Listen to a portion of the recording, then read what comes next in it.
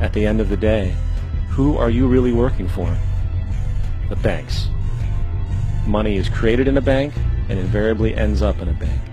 They are the true masters, along with the corporations and governments they support. Physical slavery requires people to be housed and fed. Economic slavery requires people to feed and house themselves. It is one of the most ingenious scams for social manipulation ever created, and at its core, it is an invisible war against the population. Debt is the weapon used to conquer and enslave societies, and interest is its prime ammunition. And as the majority walks around oblivious to this reality, the banks, in collusion with governments and corporations, continue to perfect and expand their tactics of economic warfare, spawning new bases, such as the World Bank and International Monetary Fund, while also inventing a new type of soldier, the birth of the economic hitman.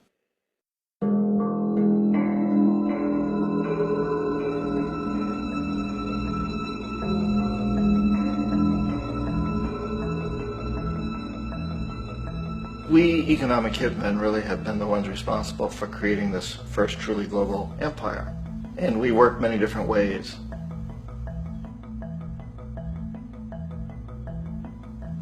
But perhaps the most common is that we will identify a country that has resources our corporations covet, like oil, and then arrange a huge loan to that country from the World Bank or one of its sister organizations. But the money never actually goes to the country. Instead, it goes to our big corporations to build infrastructure projects in that country, power plants, industrial parks, ports, things that benefit a few rich people in that country, in addition to our corporations, but really don't help the majority of the people at all. However, those people, the whole country is left holding a huge debt. It's such a big debt they can't repay it, and that's part of the plan, that they can't repay it. And so at some point, we economic hitmen go back to them and say, listen, you owe us a lot of money, can't pay your debts, so sell your oil real cheap to our oil companies. Allow us to build a military base in your country, or send troops in support of ours to someplace in the world like Iraq, or vote with us on the next UN vote. To have their electric utility company privatized and their water and sewage system privatized and sold to U.S. corporations or other multinational corporations. So there was a whole mushrooming thing, and it's so typical of the way the IMF and the World Bank work, that you put a country in debt, it's such a big debt it can't pay it, and then you offer to refinance that debt and pay even more interest. And you demand this quid pro quo, which you call a conditionality or good governance, which means basically that they've got to sell off their resources, including many of their social services, their utility companies, their school systems sometimes, their penal systems, their insurance systems, to foreign corporations. So it's a double, triple, quadruple whammy. And in that way, we've really created an empire, but we've done it very, very subtly. It's clandestine. All the empires of the past were built on the military, and everybody knew they were building them. So that the British knew they were building them, the French, the Germans, the Romans, the Greeks, and they were proud of it. And they always had some excuse, like spreading civilization, spreading some religion, something like that. But they knew they were doing it. We don't.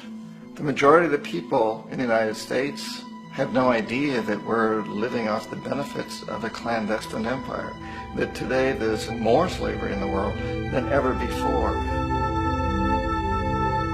And then you have to ask yourself, well, if it's an empire, then who's the emperor?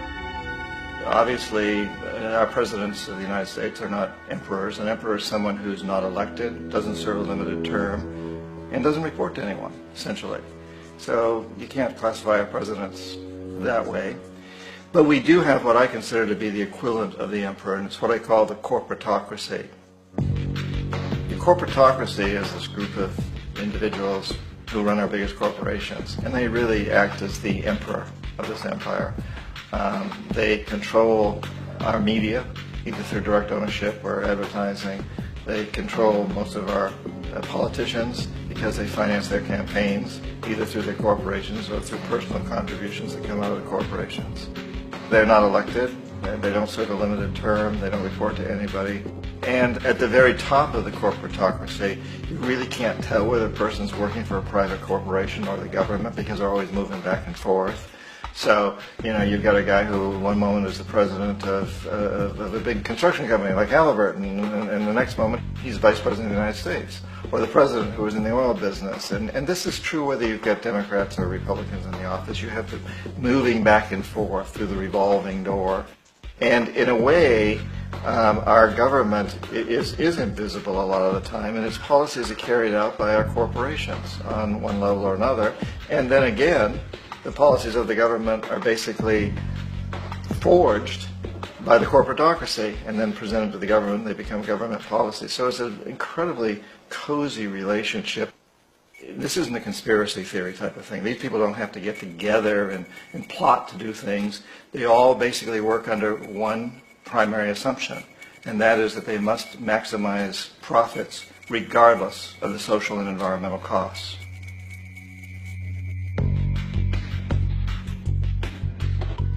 This process of manipulation by the corporatocracy through the use of debt, bribery, and political overthrow is called globalization. Just as the Federal Reserve keeps the American public in a position of indentured servitude through perpetual debt, inflation, and interest, the World Bank and IMF serve this role on a global scale. The basic scam is simple. Put a country in debt either by its own indiscretion or through corrupting the leader of that country, then impose conditionalities or structural adjustment policies, often consisting of the following. Currency devaluation. When the value of a currency drops, so does everything valued in it. This makes indigenous resources available to predator countries at a fraction of their worth. Large funding cuts for social programs.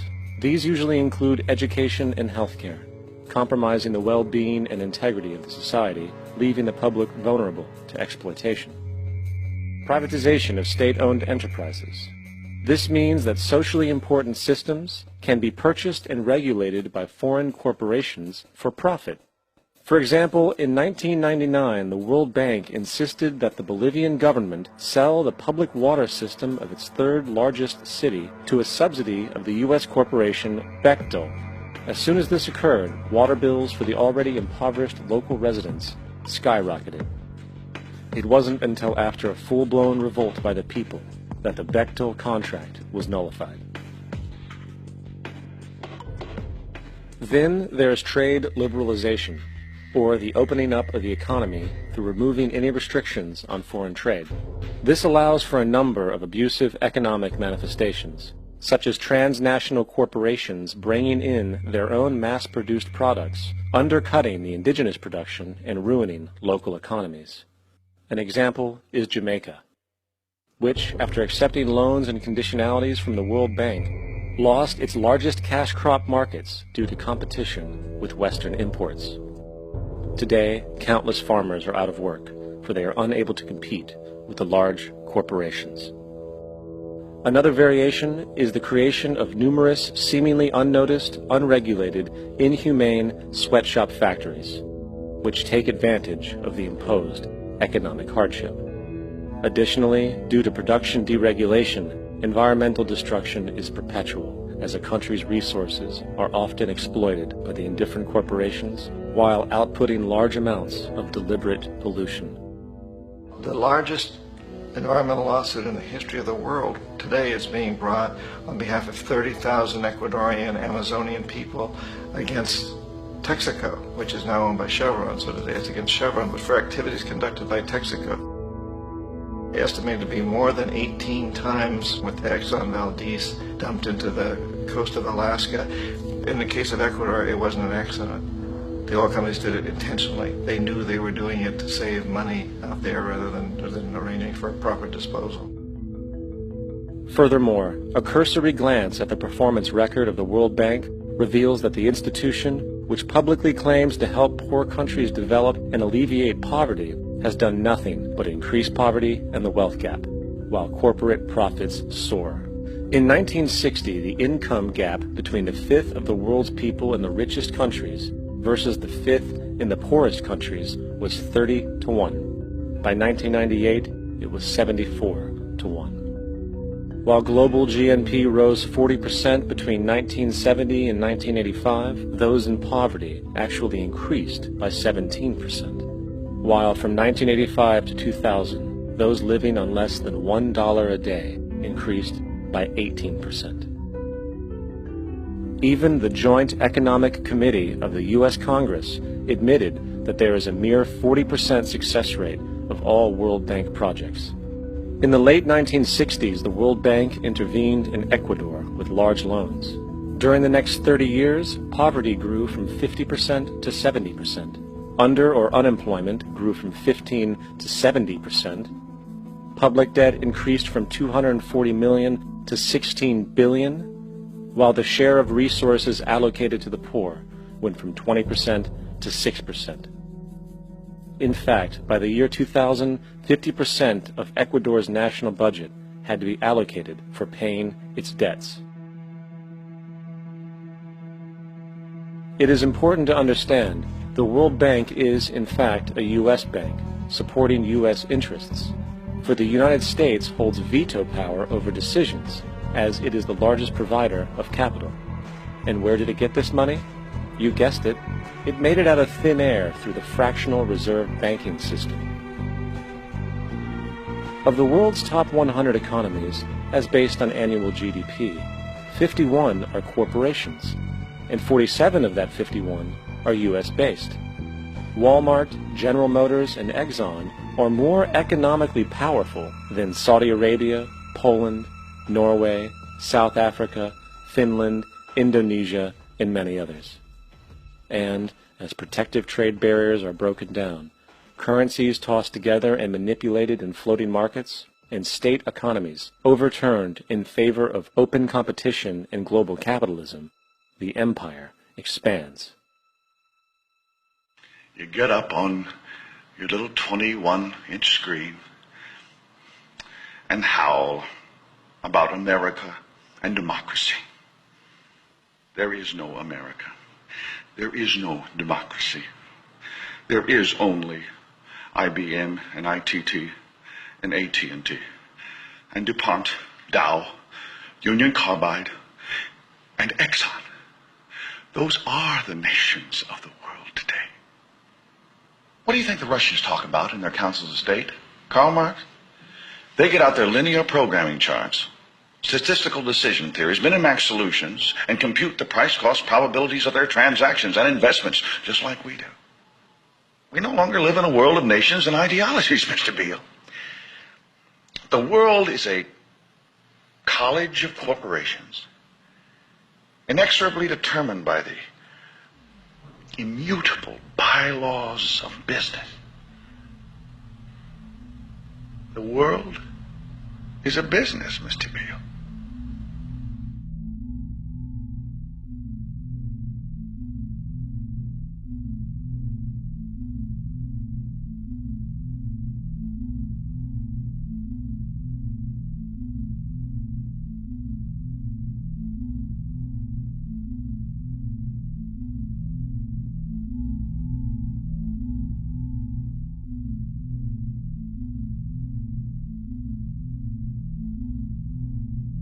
The world is being taken over by a handful of business powers who dominate the natural resources we need to live while controlling the money we need to obtain these resources.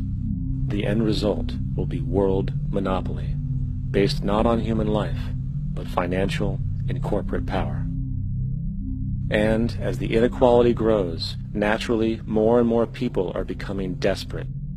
So the establishment was forced to come up with a new way to deal with anyone who challenges the system. So they gave birth to the terrorist.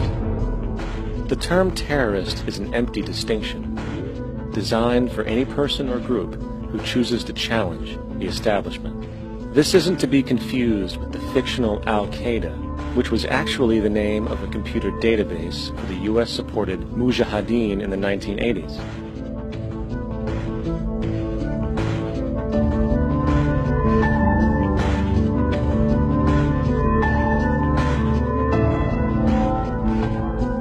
In 2007, the Department of Defense received $161.8 billion for the so-called global war on terrorism. According to the National Counterterrorism Center, in 2004, roughly 2,000 people were killed internationally due to supposed terrorist acts. Of that number, 70 were American. Using this number as a general average, which is extremely generous, it is interesting to note that twice as many people die from peanut allergies a year than from terrorist acts. Concurrently, the leading cause of death in America is coronary heart disease, killing roughly 450,000 each year. And in 2007, the government's allocation of funds for research on this issue was about $3 billion. This means that the U.S. government in 2007 spent 54 times the amount for preventing terrorism than it spent for preventing a disease which kills 6,600 times more people annually than terrorism does. Yet, as the name terrorism and Al-Qaeda are arbitrarily stamped on every news report relating to any action taken against U.S. interests, the myth grows wider. In mid-2008, the U.S. Attorney General actually proposed that the U.S. Congress officially declare war against the fantasy. Not to mention, as of July 2008, there are now over 1 million people currently on the U.S. terrorist watch list. These so-called counterterrorism measures, of course, have nothing to do with social protection, and everything to do with preserving the establishment amongst the growing anti-American sentiment both domestically and internationally, which is legitimately founded on the greed-based corporate empire expansion that is exploiting the world. The true terrorists of our world do not meet at the docks at midnight or scream Allah Akbar before some violent action. The true terrorists of our world wear $5,000 suits and work in the highest positions of finance, government, and business. So, what do? How do we stop a system of greed and corruption that has so much power and momentum? How do we stop this aberrant group behavior which feels no compassion for, say, the millions slaughtered in Iraq and Afghanistan, so the corporatocracy can control energy resources and opium production for Wall Street profit?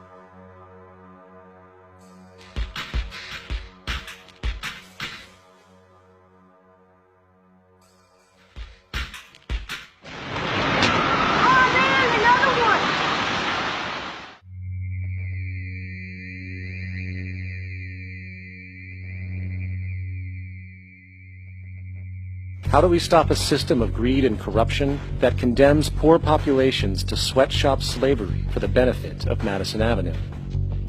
Or that engineers false flag terror attacks for the sake of manipulation? Or that generates built-in modes of social operation which are inherently exploitative? Or that systematically reduces civil liberties and violates human rights in order to protect itself from its own shortcomings? How do we deal with the numerous covert institutions, such as the Council on Foreign Relations, the Trilateral Commission, and the Bilderberg Group, and other undemocratically elected groups which, behind closed doors, collude to control the political, financial, social, and environmental elements of our lives? In order to find the answer, we must first find the true underlying cause. For the fact is, the selfish, corrupt, power, and profit-based groups are not the true source of the problem. They are symptoms.